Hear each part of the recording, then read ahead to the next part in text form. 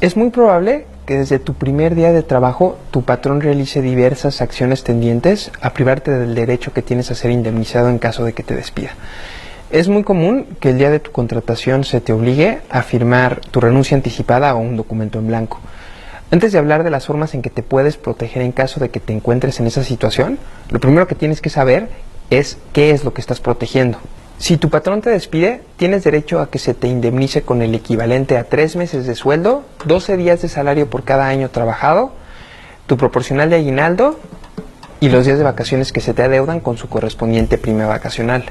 En cambio, si renuncias, solamente te tienen que pagar tu proporcional de aguinaldo y los días de vacaciones que se te adeudan con su correspondiente prima vacacional. Si esto lo traducimos a un caso en concreto, como el de un trabajador que percibía un salario de 4,800 pesos mensuales, que entró a trabajar el día 4 de abril del año 2016 y que su último día de labores fue el día 5 de abril del año 2017, en caso de que él renunciara, solamente tendría derecho a que le pagaran 1,578 pesos. En cambio, si lo despidieran, él tendría derecho a recibir 18,138 pesos.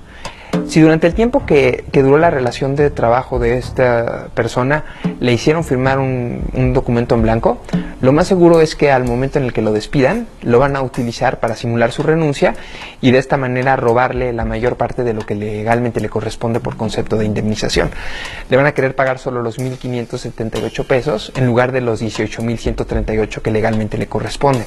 Seguramente muchos se preguntarán, si esta hoja en blanco se utiliza para robarle dinero a los trabajadores, ¿por qué esta conducta no se sanciona penalmente? Esta conducta está tipificada como un delito en casi todos los códigos penales.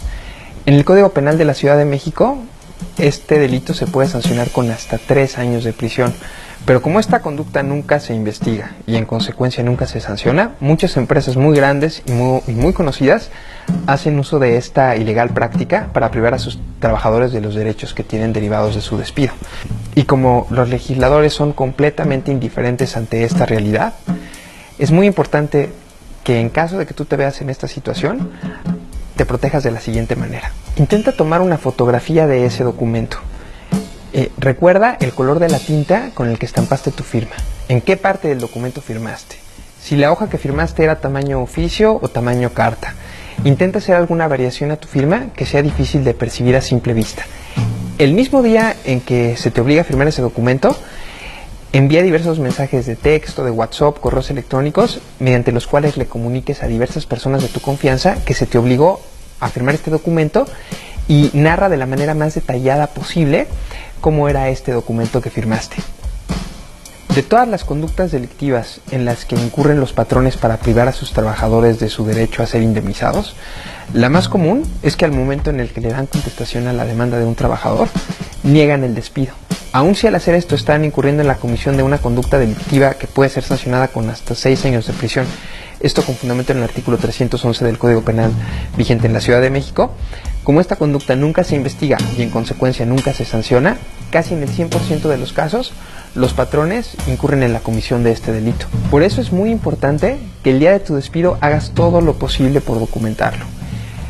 Ten en cuenta que si tu patrón no te notificó por escrito cuál es la conducta o conductas que motivaron tu despido y la fecha en que éstas supuestamente se cometieron, el despido legalmente se va a considerar que es injustificado y por lo tanto va a tener la obligación de indemnizarte. Por eso, el día de tu despido, intenta grabarlo con tu celular, tanto una grabación de video como una grabación de audio. Intenta, si te es posible, transmitirlo vía Periscope, vía Facebook Live o por algún otro medio que te permita realizar una transmisión en tiempo real de video. El día que te despidan, tú permanece en las inmediaciones del establecimiento en donde se encontraba tu fuente de trabajo y comunícate con diversas personas de tu confianza para que te alcancen en ese lugar y atestiguen que ya no se te está permitiendo el acceso a tu trabajo. Esto va a definir en gran medida el resultado de tu asunto.